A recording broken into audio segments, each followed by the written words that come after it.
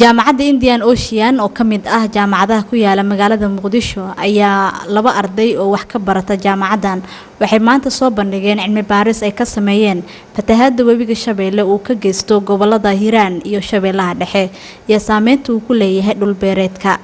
Xasan Axmed Barre iyo Cabdiweli Miro Dhowre oo ahaa labadii arday ee cilmi baarista sameeyay ayaa ugu horeen munaasabada ka sheegay cilmi baarista ay sameeyeen iyo waxa ay ku doorteen cilmi baaristan waxay diiradda saaraysaa fatahaadda webiga Shabeelle waxyeelada uu u geysto dhul beereedka cilmi baaristan waxay si gaar ah u qusaysaa wasaaradda beeraha guddiga masiibooyinka qaranka iyo iskaashatooyinka beeraleyda cilmi baaristan waxaan u dooranay markii aan aragnay soo noqnoqodka fatahaadda webiga Shabeelle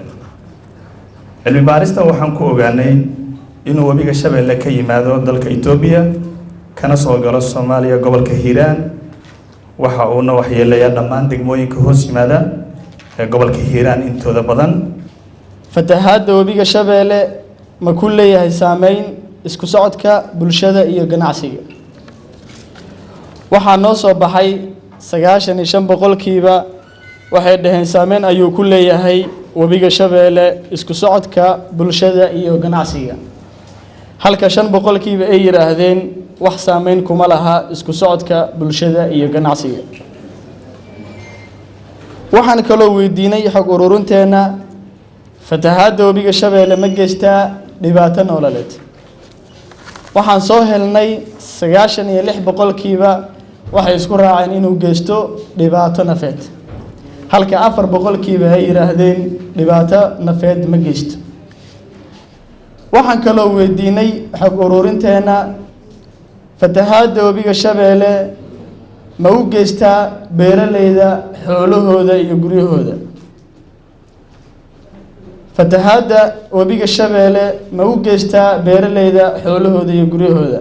waxay dhammaan isku raaceen inuu geysto fatahaadda webiga Shabeelle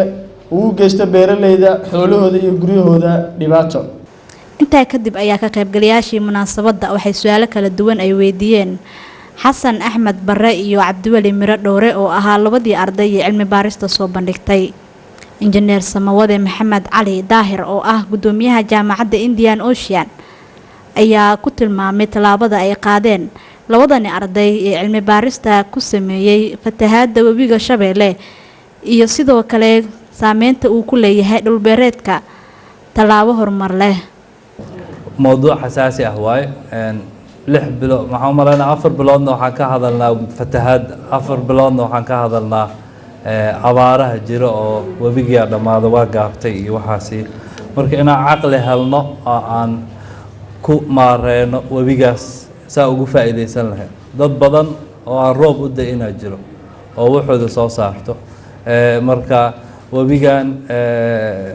dad masaakiin ah agdegan xoolo leeyahay noqdaan ay beeraley dadkeena aqoonta leh culays ka saaray dhinaca aqoonta oo beeraha iyo wabiyada iyo waxaas haday noqon lahayd inta kala inaan fikir u keeno Xaaji Maxamed Universal TV Muqdisho